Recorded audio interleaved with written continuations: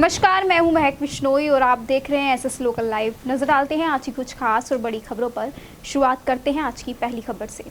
Corona के बढ़ते कहर को लेकर जिलाधिकारी शैलेंद्र कुमार सिंह ने कलेक्ट्रेट मीटिंग हॉल और उसके ऊपर बने कार्यालयों का निरीक्षण कर आवश्यक व्यवस्था का जायजा लिया। जनपद मुरादाबाद के जिलाधिकारी शैलेंद्र कुमार सिंह ने कलेक्ट्रेट मीटिंग हॉल में और उसके ऊपर बने कार्यालयों का निरीक्षण कर आवश्यक व्यवस्थाओं का जायजा लिया। साथ ही पंचायत स्थानीय कार्यालय का भी निरीक्षण किया। वहीं जिलाधिकारी ने एकीकृत Covid command and control centre का निरीक्षण किया। साथ ही कोविड हेल्प डेस्क पर पहुंचकर पॉजिटिव केसों की संख्या के बारे में जानकारी प्राप्त करते हुए एक्टिव होकर कार्य करने के निर्देश दिए। वहीं जिलाधिकारी ने योग प्रशिक्षित गौरव त्यागी से कहा कि लोगों को योग भी कराते रहे, जिससे लोग स्वस्थ और सुरक्षित रहे। वहीं उन्होंने कोविड कंट्रोल रूम को सुचारू रूप से संचालित करने के निर्देश जारी किए और Covid command and control centre में कार्यरत स्टाफ से कहा कि कोविड वैक्सीनेशन के लिए लोगों को प्रेरित करें। वहीं जिलाधिकारी ने बताया कि उन्होंने Covid command and control centre को तेजी से एक्टिवेट करने और बाहर से मुरादाबाद में आ रहे लोगों से संपर्क कर बात करने के निर्देश दिए हैं। देखिए, आज ICCC का भ्रमण किया गया। भ्रमण के पीछे मंशा ये है कि कोविड के थर्ड वेव के केसेज लगातार बढ़ते जा रहे हैं।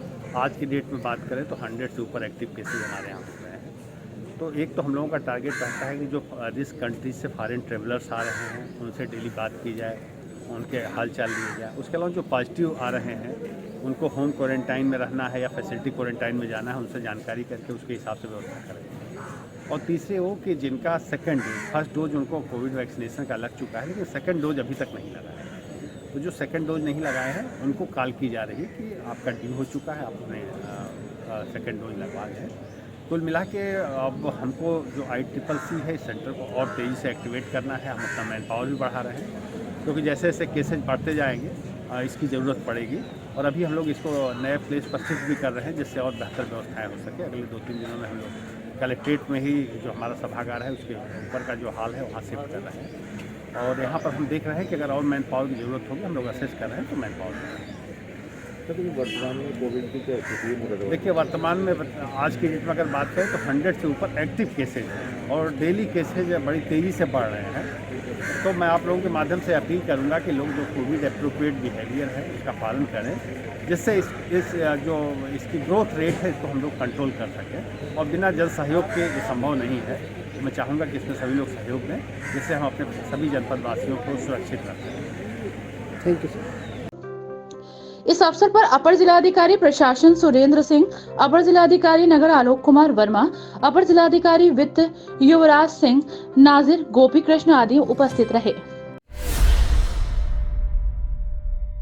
सूबे की कानून व्यवस्था को मजबूत करने के लिए पुलिस विभाग को 1331 सिपाहियों की सौगात मिली है। मुरादाबाद के 6 प्रशिक्षण संस्थाओं में पासिंग आउट परेड का आयोजन किया गया।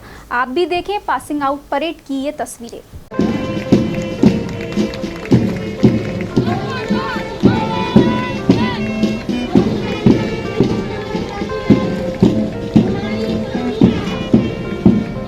सूबे की कानून व्यवस्था को मजबूत करने के लिए पुलिस विभाग को 1331 सिपाहियों की सौगात मिली है। मुरादाबाद के 6 प्रशिक्षण संस्थानों में पासिंग आउट परेड का आयोजन किया गया, जिसमें नवी वाहिनी, PTS और PTC में महिला आरक्षियों के पासिंग आउट परेड का आयोजन हुआ। इस पासिंग आउट परेड के बाद 732 महिला आरक्षी पास आउट हुए। इसके साथ ही 23वीं वाहिनी, 24वीं वाहिनी के साथ ही पुलिस लाइन में 599 सिपाहियों के पासिंग आउट परेड का आयोजन किया गया। बुधवार को सभी प्रशिक्षण संस्थाओं में पासिंग आउट परेड के बाद 1331 सिपाही पास आउट हो गए। उन्हें पश्चिमी उत्तर प्रदेश के अलग अलग जनपदों की पुलिस लाइन में भेजने के आदेश जारी कर दिए गए। Platoon number 6 commander Siddharth Balyan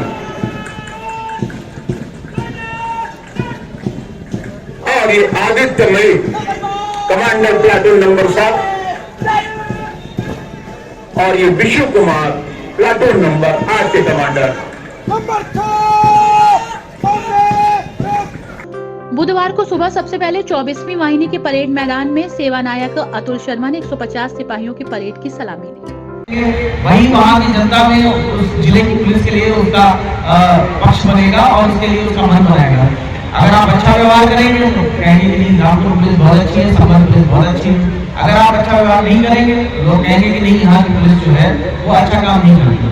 तो इन सभी बातों की ट्रेनिंग आपको लगातार दी गई है। कम्युनिटी पुलिसिंग के बारे में बताया गया है, सभी IPC, CRPC, इंडियन एविडेंस के बारे में आपको बताया गया है। उनका भूमिभाव प्रयोग कीजिए और मौके पर जा करके समस्याओं के निस्तारण में रुचि लीजिए। और ये ध्यान रखिए कि हम जिस सेवा में आए हैं हमें किसी के साथ अन्याय नहीं होने देना है। अगर आप ये करेंगे तो आपको वास्तव में रात में नींद बहुत अच्छी आएगी। पुलिस विभाग एक ऐसा विभाग है जहाँ 24 घंटे काम करना पड़ता है। आपके पुलिस एक्ट में भी लिखा हुआ है आपको 24 घंटे काम करने के लिए तैयार होना पड़ेगा। उस विभाग में छुट्टी की भी बहुत दिक्कतें हैं, छुट्टियां नहीं मिलती, तो आप लगातार तनाव में रह जाएंगे। इस वाहिनी में सर्वांग सर्वोत्तम का पुरस्कार मुजफ्फरनगर जनपद के गोराथला थाना क्षेत्र के मोहम्मदपुर गांव निवासी अमित कुमार बालियान को दिया गया। इसके बाद नवी वाहिनी PSC मैदान में 441 महिला आरक्षियों की पासिंग आउट परेड का आयोजन हुआ। इस वाहिनी में शामली जनपद के झिजाना थाना क्षेत्र के ऊन गांव निवासी दिशा कादियान को सर्वांग सर्वोत्तम का पुरस्कार दिया गया। पुलिस ट्रेनिंग स्कूल में 337 महिला आरक्षियों की पासिंग आउट परेड का आयोजन हुआ।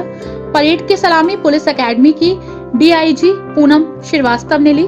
PTS में बागपत जनपद बड़ौद थाना क्षेत्र के लोहारी गांव निवासी हिमांशी दागी को सर्वांग सर्वोत्तम का पुरस्कार दिया गया। 23वीं वाहिनी PSC में 196 सिपाही पासिंग आउट परेड में शामिल हुए। 23वीं वाहिनी PSC में मथुरा के महावन थाना क्षेत्र के रेतिया मोहल्ला निवासी दीपक कुमार को सर्वांग सर्वोत्तम का पुरस्कार मिला। जी 28 जून 2021 से 9th PSC प्रांगण में 143 महिला रिक्रूट आरक्षियों का आधारभूत प्रशिक्षण प्रारंभ हुआ था, जिसके दीक्षांत समारोह के अवसर पर आज हम सब लोग यहाँ उपस्थित हुए हैं और सभी बच्चों द्वारा परेड में बहुत ही अच्छा प्रदर्शन किया गया है और बहुत ही सराहनीय प्रदर्शन रहा है। अब ये थाने पे जाएंगे, अपनी अपनी जिम्मेदारी संभालेंगे, क्या कहेंगे? मेरी तरफ से बहुत शुभकामनाएं। और जैसा कि यहाँ के RTC प्रभारी व यहाँ के डिप्टी कमांडेंट महोदय द्वारा अवगत कराया गया है कि प्रशिक्षण के दौरान कोई भी अनुशासनहीनता का परिचय नहीं रहा। सबने बहुत अच्छे अंक लेकर और बहुत अच्छे आउटडोर परफॉर्मेंस के साथ यहाँ पर अपनी ट्रेनिंग को कंप्लीट किया है। इसलिए मैं पूरी तरह से आश्वस्त हूँ और कामना करती हूँ कि फील्ड में जाकर ये महिला आरक्षी बहुत अच्छा प्रदर्शन करें। PTC मुरादाबाद में 254 महिला आरक्षी पास आउट हुई हैं। PTC में सर्वांग सर्वोत्तम सहारनपुर जनपद की शिखा को चुना गया। इसके साथ ही पुलिस लाइन में 253 सिपाही पास आउट हुए। यहाँ पर DIG रेंज शलभ माथुर ने परेड की सलामी ली। पुलिस लाइन में सर्वांग सर्वोत्तम का पुरस्कार मेरठ के श्रीकांत को मिला। स्वच्छता अभियान को लेकर बड़े बड़े दावे किए जा रहे हैं, लेकिन इसकी जमीनी हकीकत इससे बिल्कुल अलग है। कुछ ऐसा ही नजारा मुंडा पांडे क्षेत्र के गांव हसनगंज छोटा खाई घेरा से सामने आया है। जनपद मुरादाबाद के ब्लॉक मुंडा पांडे क्षेत्र के गांव हसनगंज छोटा खाई खेड़ा में बीते कई महीनों से सफाई कर्मचारी गांव के अंदर नहीं आता है, जिसकी वजह से गांव के अंदर नाली चौक हो जाने से सड़कों पर पानी आ जाता है और ग्रामीणों को काफी परेशानियों का सामना करना पड़ रहा है, जिसकी शिकायत ग्रामीणों ने ब्लॉक आकर वीडियो से की है कि गाँव के अंदर सफाई कर्मचारी तैनात है लेकिन गाँव के अंदर सफाई नहीं करता है। ये सुविधा मिल गया कि जहाँ पानी है, मेरे घर में पानी बहा रहा हुआ, मोड़े पे मेरा घर है, विकास रोड किनारे मेरे घर में पानी आ रहा हुआ और मेरे छोटे छोटे बच्चे हैं, पानी में गिरती हैं, भागती हैं, तो लैटरी करने जाती हैं तो बाँ में गिरती हैं पानी में। और बाको मजरा को प्रधान है, पानी जो कही जिसे वोट दो वही साफ कराएगा, जब जाना वोट दो बाको कराएंगे हम और किसी को नहीं कराएंगे। गांव के एक व्यक्ति से 5,000 रुपए लगभग देकर गांव के अंदर एक महीने में एक बार सफाई कराता है। ग्रामीणों का आरोप है कि ग्राम प्रधान से कई बार सफाई व्यवस्था को लेकर शिकायत भी की गई, लेकिन अभी तक गांव के अंदर कोई भी सफाई की व्यवस्था नहीं हुई, जिसकी वजह से सड़क पर पानी भर जाने से ग्रामीणों को काफी समस्याओं का सामना करना पड़ रहा है। परेशानी है, इधर को निकलने लैट्रिन तक को जाते हैं, लैट्रिन तक बनी भी ना है, हर आदमी परेशान है। बच्चे का गोबर उबर लेके जाते हैं तो वो रपट रपट के गिरते हैं, उससे क्यों तो उल्टा चलता है और दबंग आदमी है और लड़ने के तय तैयार रहता है। ग्राम सेक्रेटरी आया था घर नापने के तय उसका, तो उससे लड़का FIR करा दी, 76 लगवा दी उसमें, अपनी बीवी भी ले जाके। इतना बड़ा नीच बना हुआ है। किसने? ग्राम प्रधान ने। ग्राम प्रधान ने, और सरकारी में रास्ते में घर बनाए पड़ा। नहीं, अब क्या परेशानी है गांव में? अब तो ये परेशानी देखना रहे हो कितनी परेशानी, सब नाली गंदी हो रही है, मच्छर बन रहा है, इसमें कोई दवाई तक न छिड़की जा रही है।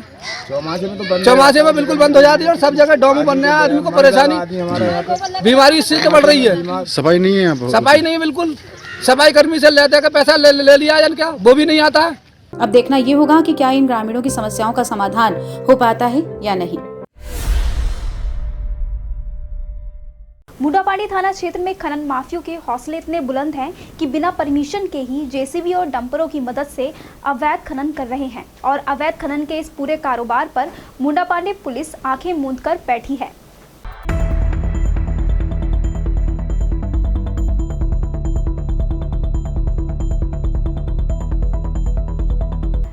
आप तस्वीरों में साफ देख सकते हैं कि किस तरह से ओवरलोड खनन से भरे डंपर रोड पर दौड़ रहे हैं। यदि कोई खनन से भरे डंपर से हादसा होता है तो इसका जिम्मेदार कौन होगा? आपको बताते चलें कि मुंडापाड़ी थाना क्षेत्र के गणेश घाट सहरिया गांव में जेसीबी की मदद से डंपरों द्वारा खनन के कारोबार को खनन माफिया अंजाम दे रहे हैं।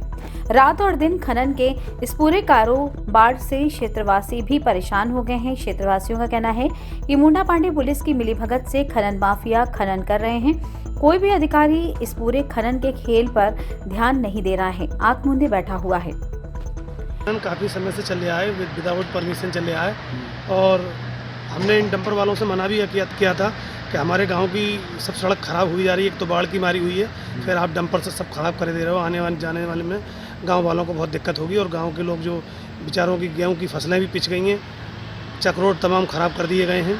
सर कौन कौन सी जगह है जी? ये गणेश घाट है और यहाँ पे मुंडापाड़ी के आसपास टहा सरसखेड़ा वगैरह कई जगह से खनन चल रहा है।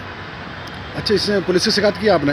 मैंने एसओ साहब को फ़ोन किया था, बताया था एसओ साहब को, तो क्या बताया उन्होंने आपसे? उन्होंने कहा दिखवाएंगे, तो फिर बंद दे दिया। फिर बंद हुए, उसके बाद नहीं हुए? तो उसके बाद एक बीच में बंद हो गया था, उसके बाद फिर दोबारा चल गया था कि हम ये सफाई कर रहे हैं इसकी। अच्छा, क्या क्या नुकसान है इनसे चलने से? नुकसान ये सड़क ज़्यादातर ख़राब हो रही है, चक रोड ख़राब हो रहे हैं और गेहूँ की फसल को भी नुकसान है, काश्तकारों ने कहा भी है। कितनी जगह डंपर चल रहे हैं बिना परमिशन के? ये गणेश घाट में 4-5 डंपर चल रहे हैं जेसीबी मशीन से। अच्छा, और बाकी इधर उधर चल रहा है। आप क्या चाहते हो? ये सड़क खराब ना हो, ये बंद होना चाहिए अवैध खनन। इंस्पेक्टर ने क्या आश्वासन दिया आपको? उन्होंने कहा दिखवाएंगे। इंस्पेक्टर साहब ने फ़ोन उठाया और कहा उन्होंने कि हम दिखवाएंगे, लेकिन काम बंद नहीं हुआ? अभी बाद में नहीं हुआ बंद। अब देखना ये होगा कि बिना परमिशन के अवैध खनन के इस कारोबार को मुंडापाड़ी पुलिस कब तक रुकवा कर बंद करवा पाता है या फिर ये खनन माफिया यूं ही अवैध खनन करते रहेंगे। डिलारी की ग्राम पंचायत बनियापट्टी में सड़क निर्माण को लेकर ग्रामीणों ने विरोध प्रदर्शन किया। ग्रामीणों ने बताया कि यह गांव का मेन रास्ता है, यहां जल भराव की समस्या रहती है, जिससे निकलने के कारण ग्राम वासियों को कई परेशानियों का सामना करना पड़ता है। मुरादाबाद जनपद के विकासखंड डिलारी की ग्राम पंचायत बनियापट्टी में सड़क निर्माण को लेकर ग्रामीणों ने विरोध प्रदर्शन किया। ग्रामीणों ने बताया कि ये गांव का मेन रास्ता है, यहाँ जलभराव की समस्या रहती है, जिससे निकलने के कारण ग्रामवासियों को काफी परेशानियों का सामना करना पड़ता है और पानी जमा होने के कारण डेंगू, मलेरिया, कई घातक बीमारियों का पैदा होने का खतरा भी बना रहता है। ग्रामवासियों ने आगे बताया कि हम इसकी शिकायत उप जिलाधिकारी ठाकुर द्वारा से भी कर चुके हैं, लेकिन इस पर अभी तक कोई भी कार्रवाई अमल में नहीं लाई गई है। वहीं ग्रामीणों ने ग्राम प्रधान पर आरोप लगाते हुए बताया कि गांव में अभी तक कोई विकास कार्य नहीं कराया गया है। नाली ना होने के कारण गंदा पानी बीच रास्ते में जमा हो जाता है, जिसके चलते ग्रामीणों को इस रास्ते से होकर गुजरने में काफी परेशानियों का सामना करना पड़ता है। विरोध प्रदर्शन ये जो रास्ता है आम आदमी मतलब सभी लोगों का रास्ता है ये, और ये नाली अगर यहाँ बन जाएगी तो ये पानी नहीं आएगा फिर यहाँ को, और ये रास्ता भी बन जाएगा तो सभी गांव वालों का रास्ता, मतलब बाहर के लोग भी यहाँ आते जाते हैं तो बब्बो जब यहाँ आते हैं तो यहाँ पे देख लो कितना पानी भरा है, तो जैसे सब लोग बोलते हैं यार ये गलत है ये। तो अगर ये नाली यहाँ को निकल जाएगी तो ये पानी निकल जाएगा इसमें, फिर ये रास्ता भी ऊँचा हो जाएगा। तो यहाँ अगर ये सुनवाई हो जाए हम सब लोगों की तो बहुत अच्छी बात है। कब से परेशानी है? ये लगभग 1 साल हो गया साहब। 1 साल से जी। क्या चाहते हो इसमें यही चाहते हैं कि ये नाली बन जाए यहाँ को और ये रास्ता बन जाए, रास्ता ऊंचा हो जाए। शिकायत को लेकर ग्राम प्रधान से या ग्राम सचिव से बात की आपने? अब प्रधान जी से ही बात की, अब उन्होंने जो भी कहा कि बोले भाई अभी इसका पैसा नहीं आया, क्या नहीं आया, तो वो जाने इस चीज़ को। इन्होंने संजय सिंह चौहान ने शिकायत करी उनसे, मैंने तो खैर करी नहीं उनसे अभी, लेकिन ये भी यहाँ मेरा घर है तो जब ये रास्ता यहाँ ख़राब है तो मेरे को भी दिक्कत होती है, मैं आता जाता हूँ यहाँ को। अभी रात को अगर कोई राशन के लिए अगर ऊँटा लगाने पहुँच जाए तो यहाँ को जाना पड़ता, अंधेरा होता है तो पानी में जाना पड़ता है यहाँ को साहब। कितने लोगों का रास्ता निकलने का? ये लगभग गांव के सभी लोगों का है, मतलब जो 1500 लोग यहाँ गांव में रहते हैं उनका सभी का रास्ता ही है। अगर गन्ना जाएगा तो यहीं को जाएगा भाई, गांव में वो रास्ता मतलब गन्ना लेकर नहीं जा सकता ट्रायल लेके, डंपर या कोई सा वाहन, बड़ा वाहन यहीं को जाएगा, अंदर गांव में नहीं जाएगा क्योंकि रास्ता नहीं अंदर नंगे नहीं। हम ये चाहते हैं कि यहाँ को नाली बन जाए और ये रास्ता ऊंचा हो जाए। हम ग्रामीणों ने आगे बताया कि इसकी शिकायत हमने ग्राम प्रधान से कई बार की, लेकिन ग्राम प्रधान ने भी इस ओर कोई ध्यान नहीं दिया। एक तरफ तो योगी सरकार ने पंचायतों को काफी धनराशि उपलब्ध कराने के लिए तरह तरह की योजनाएं चला रखी थी, लेकिन दूसरी ओर देखा जाए तो धरातल पर परिस्थिति विपरीत नजर आती है। नाली का है साहब, ये नाली बन जाएगी, विरोध खत्म हो जाएगा। अच्छा, क्या समस्या आ रही है? समस्या ये है, ये यहाँ का निवासी हो गया, यहाँ आके जगह बनाई है, तो अब ये पानी यहाँ को रास्ते में को आ रहा है नाली की वजह से। अच्छा, एक ही आदमी का रास्ता है या नहीं, सारे 1500 आदमियों का कम से कम रास्ता है ये। गांव में को गाड़ी नहीं जाती है, यहाँ को जाती है, बाईपास है यो, यहाँ से जाके यहाँ आ जाती है। अच्छा, जिस तरह से हम देख रहे हैं अभी बरसात का मौसम भी नहीं है, जिस टाइम बरसात होती है तो क्या हालत होती है रास्ते? अरे यहाँ तो फिर तगड़ी तगड़ी पानी हो जाएगा। तो किस तरह से ग्रामवासी निकल पाते हैं? वो चीज एक अलग है, पर ये जो है ये पानी रोज का पर्सनल आ रहा है, गंदा पानी, इसमें कैसे निकला आदमी? फिर यहाँ गड्ढे हो गए। जिस तरह से कुछ बीमारी होने का खतरा है। अरे यहाँ तो सारी बीमारी हो जाएगी। हाँ, तो ऐसी शिकायत नहीं की आपने ग्राम प्रधान से, सचिव से? शिकायत ऊपर लो है, तो क्या आश्वासन मिला? आवाज आप आए हो, अब इससे और ऊपर हो जाएगी शिकायत। किसी अधिकारी शिकायत की आपने? हाँ, आईडीएम साहब से भी करी क्या है। आश्वासन मिला आपको? अभी कुछ नहीं मिला। प्रधान जी से भी करी है, उन्होंने कह दी पैसा नहीं है और इसे मैं अभी बनवा नहीं सकता। अच्छा, सरकार तो, योगी सरकार तो बहुत कुछ विकास के लिए दे रही है। योगी तक पहुंचे भी तो मैटर। नहीं, सरकार तो बहुत कुछ दे रही है ना पैसा विकास के लिए। प्रधान तो निकलना चाह रहे। अब प्रधान जो है वहाँ पूछा में बात है ना, अभी गांव में विवाद है, तो जब होगा ये काम। क्या चाहते हो इसमें आप? हम ये चाहते हैं नाली बन जाएगी, झगड़ा खत्म हो जाएगा इन का।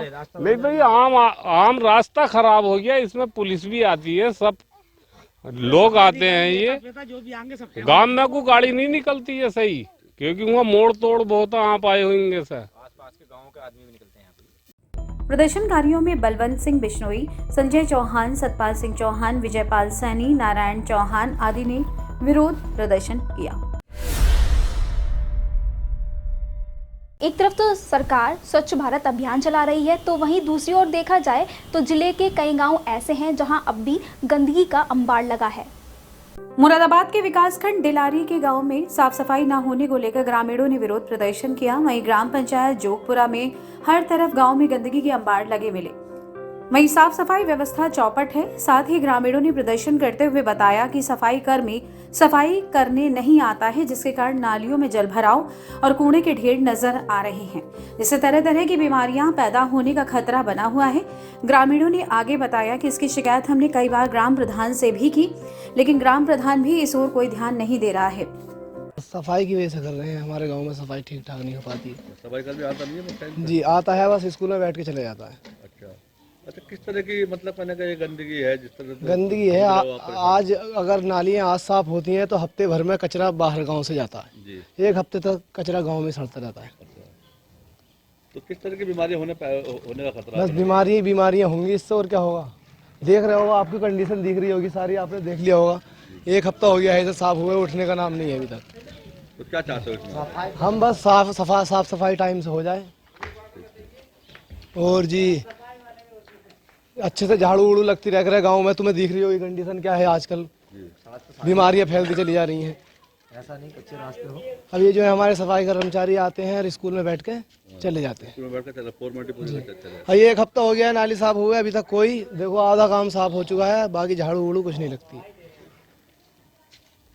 ग्रामीणों ने आगे बताया कि ज्यादातर साफ सफाई हम अपने हाथों से करते हैं। वहीं ग्रामीणों ने आगे बताया कि जब हम सफाई कर्मी से साफ सफाई करने को लेकर कहते हैं तो सफाई कर्मी झगड़े पर उतारू हो जाता है।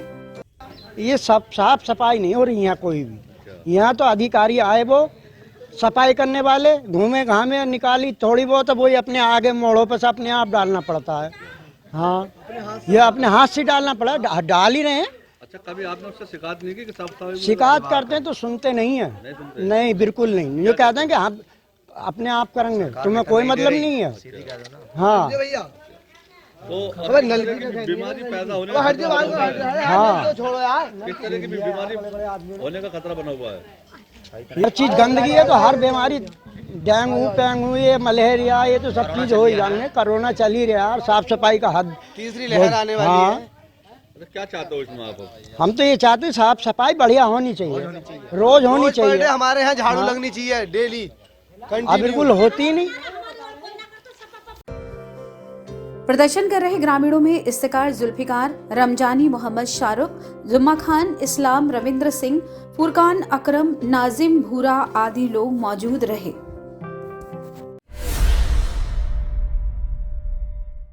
राष्ट्रीय ग्रामीण आजीविका मिशन द्वारा नए सहायता समूह बनाने और महिलाओं को रोजगार के लिए जागरूक करने के लिए ब्लॉक छजलेट से आई junior ICIT team Thakurdwara block कार्यालय पहुंची।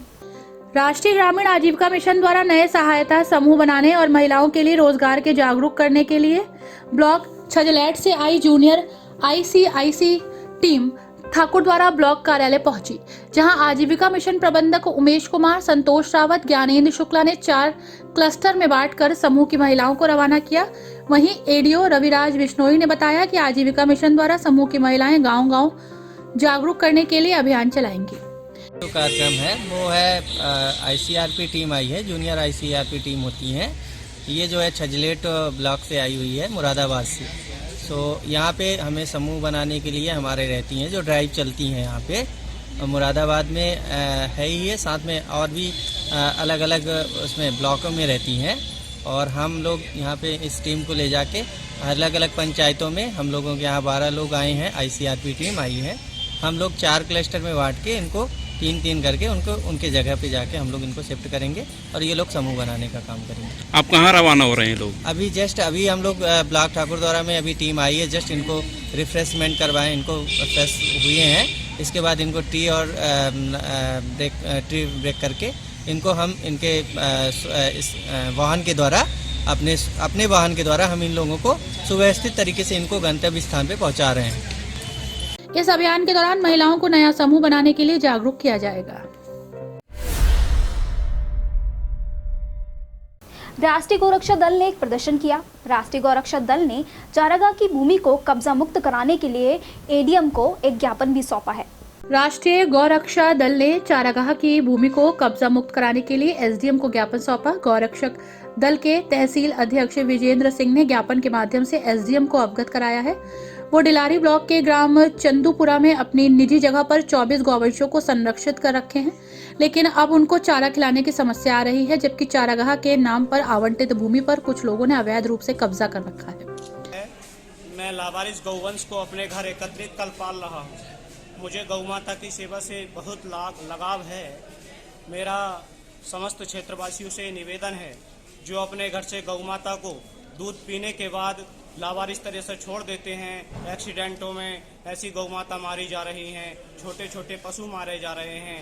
ये हमारा देश सोने की चिड़िया कहलाता है। विश्व के अंदर रिकॉर्ड था। सांस्कृतिक कार्यक्रमों में हमारे अधिकारियों को आपने किस चीज के ज्ञापन दिया है?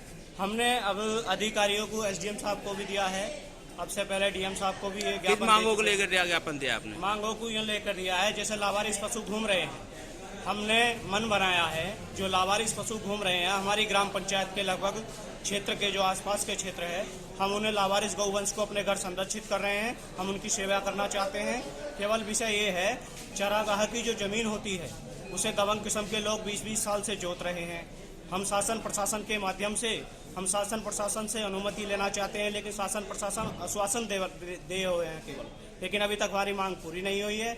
अब क्या आश्वासन दिया है? मुख्यमंत्री जी भी आए हुए थे रतुपुरा में, उन्होंने कहा था इस विषय में जिलाधिकारी जी से बातचीत की जाए। हमने जिलाधिकारी जी से बातचीत की तो हमें केवल आश्वासन दिया गया है, अभी तक हमारी मांग को कोई पूरा नहीं किया गया। आश्वासन क्या दिया गया है आपको? आश्वासन ये दिया गया है, अब से पहले जब उसमें फसल कट रही थी गन्ने की, उसके बाद भी हम तहरीर दे चुके थे शासन प्रशासन के माध्यम को, लेकिन हमने शासन प्रशासन को अवगत कराया कि भाई जो उसमें फसल ना बूझ जाए। लेकिन आज फसल उसमें गेहूँ बहुत बड़े हो चुके हैं, डोले भी पड़ गई। पटवारी जी ने भी हमसे कहा, आप क्या चाहते हैं? हम ये चाहते हैं वो चारागाह की जो जमीन है गौ सेवा के काम में आए, उसमें जो गौ माता लावारिस गौवंश घूम रहा है, हम अपने घर परिवार से समाज से पैसा एकत्रित कर हम उनकी सेवा करेंगे।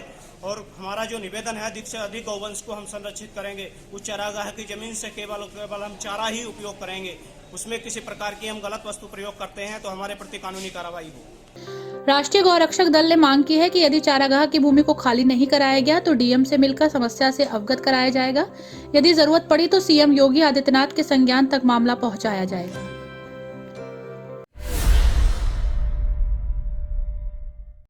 बिजनौर बसपा जिलाध्यक्ष जितेंद्र सागर की चुनाव नजदीक आते ही मुश्किलें बढ़ गई हैं। जिलाध्यक्ष जितेंद्र सागर द्वारा लोगों से टिकट के नाम पर हड़पी गई रकम के मामले में पैसे देने वाले सभी लोगों ने बिजनौर विकास भवन प्रांगण पर धरना प्रदर्शन किया और पैसे न देने की सूरत में अनिश्चितकालीन धरना और आत्महत्या करने की चेतावनी भी दे डाली। बता दें कि बिजनौर बहुजन समाज पार्टी के वर्तमान जिला अध्यक्ष जितेंद्र सागर द्वारा पंचायत चुनाव में कुछ लोगों से टिकट के नाम पर मोटी रकम ली गई थी। प्रत्याशियों को टिकट नहीं मिलने पर और बाद में पैसे न वापस करना अब बसपा जिला अध्यक्ष जितेंद्र सागर को भारी पड़ गया। आसिफ नाम के व्यक्ति ने आरोप लगाते हुए कहा कि कल त्रिस्तरीय पंचायत चुनाव में हल्दौर ब्लॉक से वार्ड नंबर 24 से उन्हें बसपा जिला अध्यक्ष जितेंद्र सागर ने चुनाव लड़ने की सलाह दी और टिकट के नाम पर 14 लाख रुपए हड़प लिए, जो अभी तक वापस नहीं किए गए। मांगने पर जिला अध्यक्ष जितेंद्र सागर ने साफ इनकार कर दिया और ऐसे ही कई लोगों से बहुजन समाज पार्टी के जिला अध्यक्ष जितेंद्र सागर ने मोटी रकम हड़प ली, जो आज ब्याज बढ़ ब्याज सामने आ रही है। मेरी लड़की जिला पंचायत सदस्य 2015 में रही थी। 2021 के चुनाव के लिए 2000 जिला पंचायत के लिए 1.5 लाख रुपए जितेंद्र को दिए थे। हम लोगों को ना तो टिकट मिला ना हम लोगों को पैसे वापस मिले। अगर पैसे वापस नहीं होंगे तो मैं धरना प्रदर्शन आमरण अनशन भी यहाँ करेंगे हम लोग, और फिर बाद में आत्मदाह भी हमारा वो है। उसके बाद 1.5 लाख रुपया देना था, मेरे पैसे मिल जाएंगे। मैं 3 दिन का अल्टीमेटम दे रहा हूँ। 3 दिन तक पैसे नहीं मिलते तो फिर उसके कार्य करूँगा आगे। आसिफ भाई है ये, आसिफ भाई से पूछिए। मैं आपसे बताऊं, सारे बताओ, क्योंकि सारे 50,000 रुपये जयंती के नाम से लिए और बहन जी के जन्मदिन के नाम से लिए, और जो 1.5 लाख रुपये इसने नकद लिया मुझसे, वैसा जो टिकट के नाम पे, और अन्य नाम पे बहुत पैसा, मतलब जो काफ़ी लिया। सब मैं लिखत में दे रहा हूँ इस चीज़ को। कौन सी सीट से? मैं 24 से चुनाव लड़ लिया था, यहाँ गंजवाली से, हल्दौर ब्लॉक। हाँ, टोटल सबके कितने पैसे होंगे तुम्हारे? कितने? मेरे 1.5 लाख रुपये। 1.5 लाख मेरे 3 लाख है। 1.5 लाख और लोगों के बहुत पैसा है, अन्य जो आनंद हुआ वो तो बहुत पैसा लोगों का, लेकिन उनसे हमें मतलब नहीं। हमारे बसपा के तमाम कार्यकर्ताओं ने अपनी रकम वापस लेने को लेकर विकास भवन में अनिश्चितकालीन धरना शुरू कर दिया और अपने पैसे वापस करने की मांग पर अड़ गए। जनपद के विकासखंड भगतपुर टांडी की ग्राम पंचायत सिरसवा हरचंद पंचायत भवन का बुधवार को पूरे विधि विधान के साथ लोकार्पण किया गया। जनपद के विकास खंड भगतपुर टांडा की ग्राम पंचायत सिरसवा हरचंद पंचायत भवन का बुधवार को पूरे विधि विधान के साथ लोकार्पण किया गया। मुख्य अतिथि डीपीआरओ ने कहा कि प्रदेश सरकार की इस महत्वपूर्ण योजना में सभी ग्राम प्रधान का सचिवालय बनाया गया, जिसमें सभी ग्राम प्रधान, सेक्रेटरी और उनके कर्मचारी बैठेंगे। सचिवालय में जनता को बिना दौड़ भाग किए सभी काम समय से पूर्ण हो सकेंगे। विशिष्ट अतिथि के तौर पर डीपीआरओ आलोक प्रियदर्शी ने ग्राम प्रधान राजवीर सिंह और नियुक्त हुई अर्चना सिंह की सराहना करते हुए कहा कि प्रदेश सरकार की ओर से सभी ग्राम सभाओं में ग्राम सचिवालय का निर्माण बहुत ही सराहनीय कार्य है। वार्ड 37 से जिला पंचायत सदस्य सुंदरगिरी छोटू बाबू ने कहा कि ये भाजपा सरकार की बहुत बड़ी उपलब्धि है। प्रत्येक ग्राम सभा में आज पूरी सुविधा के साथ संपन्न ग्राम पंचायत भवन का निर्माण कराया गया। कार्यक्रम के आयोजक ग्राम प्रधान रणवीर सिंह ने आए हुए सभी अतिथियों का माल्यार्पण कर उन्हें अंग वस्त्र भेंट किए।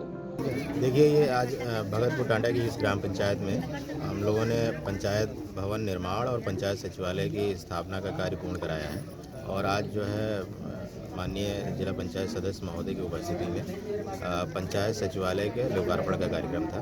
तो यहाँ पर ग्राम प्रधान, ग्राम पंचायत सचिव, सहायक विकास अधिकारी पंचायत सभी ने अच्छा काम किया, बेहतरीन प्रयास किया, और आज जो है ये उनके प्रयासों से ये पंचायत सचिवालय की स्थापना हो चुकी है। सर, इसमें ग्रामीणों को मिलने वाली क्या सुविधाएं रहेंगी? देखिए, इसमें जो भी शासकीय सेवाएं, जो भी ऑनलाइन डिजिटल सेवाएं हैं, अभी तक उनके लिए जो है ग्रामीणों को कहीं बाहर बाजार में जाना पड़ता था, तो वो सारी ग्राम पंचायत स्तर पर अब उपलब्ध होंगी। ऑनलाइन पोर्टल, ई ग्राम स्वराज, ई डिस्ट्रिक्ट, सिविल रजिस्ट्रेशन सिस्टम, ये सारी सेवाएं जो भी उपलब्ध हैं, ये सारी अब ग्राम पंचायत के लोगों को यहीं पर उपलब्ध हो सके। इसमें कितने अधिकारी नियुक्त किए गए हैं सर गाँव से? देखिए, इसमें एक तो ग्राम पंचायत सचिव का कार्यालय रहेगा, ग्राम प्रधान जी का कार्यालय रहेगा, और जो पंचायत सहायक हैं, इनका नाम अर्चना है, वो भी यहीं पे इनका ऑफिस रहेगा इस कार्यालय। वहीं ग्राम प्रधान और गांव के कुछ प्रमुख व्यक्तियों ने मौके पर मौजूद पत्रकारों को भी सम्मानित किया। कार्यक्रम का संचालन सुरजीत यादव ने किया। इस मौके पर पंचायत सचिव सत्यम गौड़, बलजीत यादव, ग्राम प्रधान दाड़ी अवधेश आदि मौजूद रहे। जिले में मौसम का मिजाज थोड़ा बदला बदला सा है। आसमान में घने बादल छाए हुए हैं, हल्की रिमझिम बारिश भी हो रही है, साथ ही ठंड का दौर भी जारी है, जिसकी वजह से जनजीवन अस्त व्यस्त हो गया। जिस तरह का मौसम दिख रहा है उसे देखकर यही लग रहा है कि अभी बादलों के छटने के कोई आसार नहीं है। मौसम में अचानक बदलाव होने से कई इलाकों में हल्की बारिश हो रही है। वहीं इसके साथ ही चारों ओर बादल भी नजर आए। सुबह से ही थाना मूड़ा पांडे में हल्की फुल्की रिमझिम बारिश का मौसम रहा। उधर धूप लापता रही, साथ ही ठंड का प्रकोप बढ़ता हुआ दिखाई दिया। वहीं किसानों का कहना है कि जिन लोगों ने अपने गेहूं की फसल को पानी लगा दिया है वो काफी नुकसान में हैं। वहीं किसानों ने बताया कि इस बारिश के कारण लेटे, लाई, आलू और गोभी की फसल को काफी नुकसान हुआ है। मौसम गलत है, आज सुबह से बूंदाबांदी पड़ रही है, कड़ाके की ठंड पड़ रही है। अच्छा हाँ, अच्छा, तो और ये बाहर आने जाने वालों को तो काफी दिक्कत का सामना करना पड़ रहा है। आने जाने वालों को भी काफी परेशानी से गुजरना पड़ रहा है। मतलब झाई पड़ रही है भाई। अच्छा, ठंड पड़ रही है, ठंड का मौसम, कपड़े भिजना, ठठराना, झाड़ लगे मारे। अच्छा, समझे। अच्छा, बात दूसरी है फसल का नुकसान, लेटा का नुकसान, लाई का नुकसान, एक आलू की खेती है उसका भी नुकसान। जो फूल पे आया है वो फसल फूल पे आ रही है, उसका फूल झड़ रहा है बारिश से। केवल गेहूं कहीं मतलब समझ लो थोड़ा बहुत आधा, वो भी पानी लगा चुके हैं आदमी, उसका भी नुकसान ज्यादा बारिश होने से। जो पानी लगा चुके हैं उन्हें नुकसान है और जो नहीं लगा चुके हैं वो सही है, वो सही है। तो जो लोग पानी लगा चुके हैं उन्हें नुकसान है। तो वहीं दूसरी ओर लोगों को गांव से बाहर जाने में काफी दिक्कत हो रही है। बारिश के कारण लोग घर से नहीं निकल पा रहे। लोगों का कहना है कि बारिश की वजह से सुबह से ही सभी काम ठप पड़े हैं और कोई भी काम नहीं हो पा रहा। बारिश हो रही है सुबह से, जब बारिश हो रही है। बारिश हो रही है। अच्छा, इस बारिश के होने से आपके यहाँ पे किस किस फसल को नुकसान है और किस किस फसल को फायदा है? अरे नुकसान है, गेहूं को तो फायदा है और जो का फूल खेती लेटा है वो तो बिल्कुल बेकारी हो जाएगी। अच्छा, लेटा लाई तो बेकारी हो जाएंगे। अच्छा, हाँ, और किसी फसल को है नुकसान? और किसी फसल को वैसे आलू गोभी को नुकसान भी हो सकता है। अच्छा, हाँ, आलू गोभी का भी नुकसान हो सकता है। अच्छा, और ठंड कैसी पड़ रही है? ठंड तो बहुत ही पड़ रही है। सुखड़े मुखड़े बैठे पुअरों पे आग पजार के हाथ सेक रहे हैं। अच्छा, बहुत ही दिमाग खराब है, ना किसी को पानी पीने के ना रोटी खाने की। अच्छा, हाँ, अच्छा, ठिठुरन है? अरे बहुत ठिठुरन है। अच्छा, लकड़ी सब भीज गई, रोटी को बड़ा परेशान है, गैस भी खत्म है, बड़ा दिमाग खराब है। अच्छा, हाँ, चलिए ठीक। साथ ही लोगों का ये भी कहना है कि इस बारिश से अब ठंड और बढ़ सकती है और ठिठुरन भी। एक दिल दिला देने वाला हादसा उस वक्त आया जब अज्ञात वाहन ने बाइक में जोरदार टक्कर मार दी। इससे बाइक सवार एक युवक हवा में उछलकर रेलिंग की पाइप पर जाकर गिर पड़ा। रेलिंग में निकला पाइप उसके शरीर के आर पार हो गया। पागवाड़ा थाना क्षेत्र में मंगलवार रात डींगरपुर फ्लाईओवर पर तेज रफ्तार अज्ञात वाहन ने बाइक में जोरदार टक्कर मार दी। इससे बाइक सवार एक युवक हवा में उछलकर रेलिंग की पाइपलाइन पर जाकर गिरा। रेलिंग में निकला पाइप आर पार होने से बाइक सवार युवक की मौके पर ही मौत हो गई, जबकि 2 साथी गंभीर रूप से घायल हैं। दोनों को निजी अस्पताल में भर्ती कराया गया है। तीनों दोस्त ढाबे पर खाना खाकर लौट रहे थे। घटना से मृतक के परिवार में कोहराम मच गया। पुलिस हादसा कर फरार हुए वाहन की सीसीटीवी कैमरों के जरिए तलाश कर रही है। कटघर थाना क्षेत्र के करूला गली नंबर 1 निवासी शहनवाज, बाबू, शाबेज, परवेज और शियाज 2 बाइक पर 5 लोग सवार थे। पांचों दोस्त डिडौली थाना क्षेत्र के जिवाई गांव स्थित जाफरान होटल से खाना खाकर वापस आ रहे थे। एक बाइक पर शहनवाज, बाबू और शाबेज सवार थे। जैसे ही बाइक पागवाड़ा में डींगरपुर तिराहा मंदिर स्थित फ्लाईओवर पर पहुंची, पीछे से आए 3 रफ्तार अज्ञात वाहन ने बाइक से टक्कर मार दी। टक्कर इतनी जबरदस्त थी कि बाइक पर सवार बाबू हवा में उछल गया। वो किनारे लगी रेलिंग पर जाकर गिरा। गिरते ही रेलिंग का पाइप बाबू के आर पार हो गया, जबकि बाइक सवार 2 साथी बुरी तरह घायल हुए। काफी देर तक बाबू रेलिंग पर लटका रहा। जानकारी पाकर पागवाड़ा पुलिस मौके पर पहुंची। उसने घायल शहनवाज और शावेज को डेंटल कॉलेज में भर्ती कराया। वैसे आए थे किसी काम से भाई। किस काम से आए थे यहाँ पर? बस वैसे आए थे किसी काम से भाई। क्या हुआ आज? बस सर वैसे आ रहे थे, हम बहुत बहुत दूरी पे थे ये आप, ये बहुत दूरी पे थे, हम बहुत पीछे पे थे, हमें नहीं पता सर कैसे थे, हम पीछे आ रहे थे, हमें मालूम भी नहीं ऐसा हो गया। अच्छा, क्या नाम था जिन लोगों की मृत्यु हुई है? बाबू नाम था, एक का सनवाज, एक का नाम बाबू था सर। इनके पिताजी का क्या नाम है? एक का नाम सलीम था और एक का नाम सर मुझे मालूम नहीं है। और ये सानेबाज जो है, सानेबाज जो ये कौन है? ये हमारा दोस्त ही है सर। इनके पिताजी का नाम जान सकते? सर हम नहीं जानते। अच्छा, नाम नहीं जानते। क्या काम करते हैं ये? सर एक तो पिलेटो काम करता है, एक गेट ग्रिलों का काम करता है। बाबू क्या काम करते हैं? जिनकी डेथ हुई है वो क्या काम करते हैं? बाबू काम करते हैं सर उसका गेट ग्रिलों का। गेट ग्रिल का काम करते हैं। अच्छा, कहाँ रहते हैं ये? गली नंबर 1 में। कहाँ पर? छप्पर वाली मस्जिद के पास। नहीं, कहाँ है? मुस्लिम अगर्स डिग्री कॉलेज। भाई कौन कौन था आपके भाई? रेलिंग की पाइप में फंसे बाबू को निकाला गया। इससे पूर्व उसकी मौत हो चुकी थी। पुलिस ने मृतक बाबू के शव का पंचनामा भरकर पोस्टमार्टम के लिए भेज दिया। बाबू की मौत से परिजनों में कोहराम मचा है।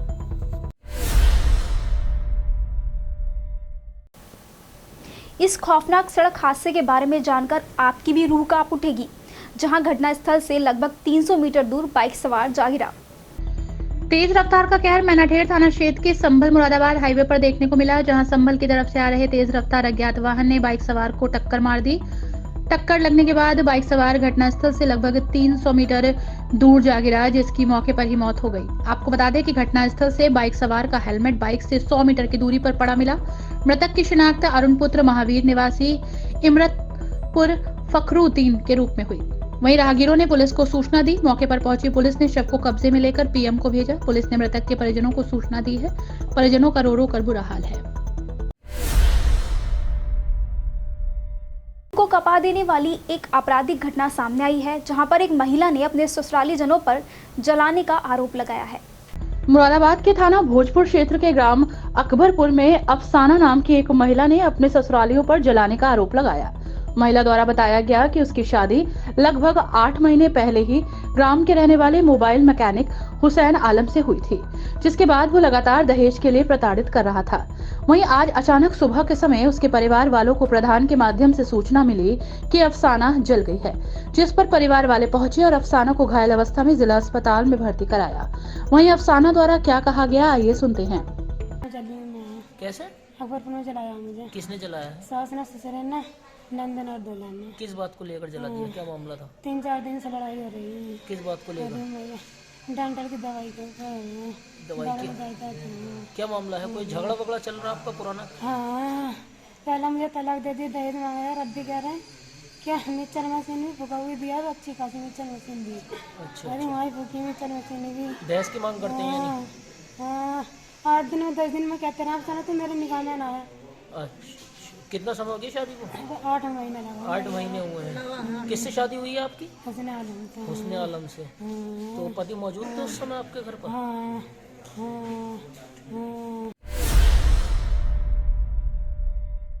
कोहरे के चलते सड़क दुर्घटनाओं का ग्राफ बढ़ने लगा है। ऐसा ही मामला सामने आया है कटघर थाना क्षेत्र के रामपुर हाईवे से, जहां कोहरे के चलते एक बस डिवाइडर पर चढ़ गई और फिर क्या हुआ बताते हैं आगे खबर में। कटघर थाना क्षेत्र रामपुर रोड पर देर रात बरेली से मेरठ जा रही रोडवेज बस घने कोहरे के चलते डिवाइडर से टकरा गई। बस में करीब 30 यात्री सवार थे। बस के ड्राइवर की माने तो कोई भी यात्री घायल नहीं हुआ। बस के ड्राइवर ने बताया कि रोडवेज बस को बरेली से मेरठ लेकर जा रहे थे, तभी अचानक रास्ते में डिवाइडर के ऊपर बस चढ़ गई और यात्रियों में अफरा तफरी मच गई। गनीमत रही कि किसी भी यात्री को चोट नहीं आई। घने कोहरे के चलते यह हादसा बताया जा रहा है। देर रात यात्रियों को दूसरी बस में बैठाकर रवाना किया गया। हादसे के बारे में जानकारी देते हुए बस चालक इमामुद्दीन ने बताया कि वो सोहराब गेट डिपो में काम करता है और सोहराब गेट डिपो की बस को लेकर बरेली से मेरठ जा रहा था। रास्ते में कोहरे के चलते डिवाइडर दिखाई नहीं दिया, बस डिवाइडर पर चढ़ गई। उन्होंने कहा कि बस में 30 सवारी थी, उन सवारियों को दूसरी बस से भेज दिया गया है। किसी भी बस यात्री को चोट नहीं आई है। उन्होंने कहा कि रात जब यह हादसा हुआ तो 2:30 बजे का समय था। पुलिस को भी फोन कर दिया था, वो भी मौके पर आ गई थी। कोहरा पड़ा था, डिवाइडर दिखाई नहीं दिया, डिवाइडर में चढ़ गई। तो कितनी सवारी थी इसके अंदर? 30 सवारी थी, सवारी दूसरी गाड़ी से भरी थी। किसी की चोट वगैरह? किसी को चोट नहीं। सब लोग ठीक है? सब लोग ठीक है। तो क्या बजे का टाइम होता? 2:30 बजे का टाइम था रात के। तो पुलिस आई थी क्या? हाँ पुलिस आई थी, हमने फोन कर दिया था। तो और जो सवारियाँ थी वो नहीं है? दूसरी गाड़ी में बिठा दी गई। तो ठीक है वो? हाँ ठीक था सब, कोई घायल नहीं था? कोई घायल नहीं था। लगभग कितनी सवारी थी इसमें? 30 सवारी थी। तो लगभग इतनी थी। तो कोहरे की वजह से ना कोहरे की वजह से कोई डिवाइडर पे कोई चिन्ह भी नहीं लग रहा और कोहरे में दिखाई भी नहीं दिया। अगर चिन्ह होता तो इस पर डिवाइडर पर तो दिखाई पड़ जाता। तो गाड़ी ने लड़की ऊपर।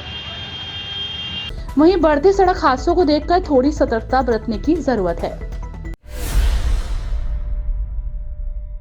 फिलहाल आज के लिए इतना ही। कल फिर मिलेंगे ताज़ा तरीन खबरों के साथ और आप बने रहिए एसएस लोकल लाइव के साथ। आपको बता दें कि आप हमारी सभी खबरों का अपडेट फेसबुक और यूट्यूब चैनल के माध्यम से भी देख सकते हैं। फिलहाल के लिए दीजिए विदा। धन्यवाद।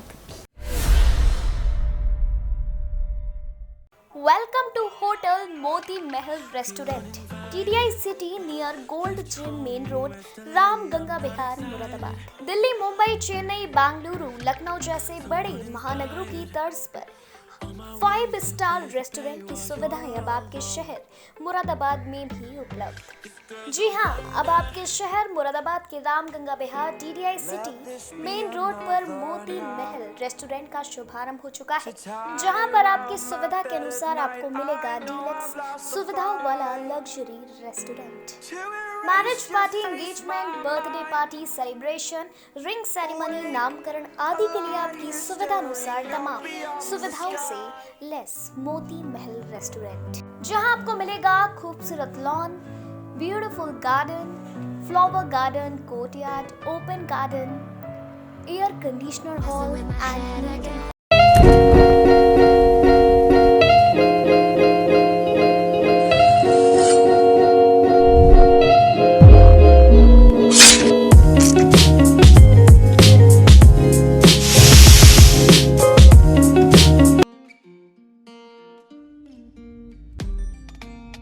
So I've come to the conclusion, just a rotten piece of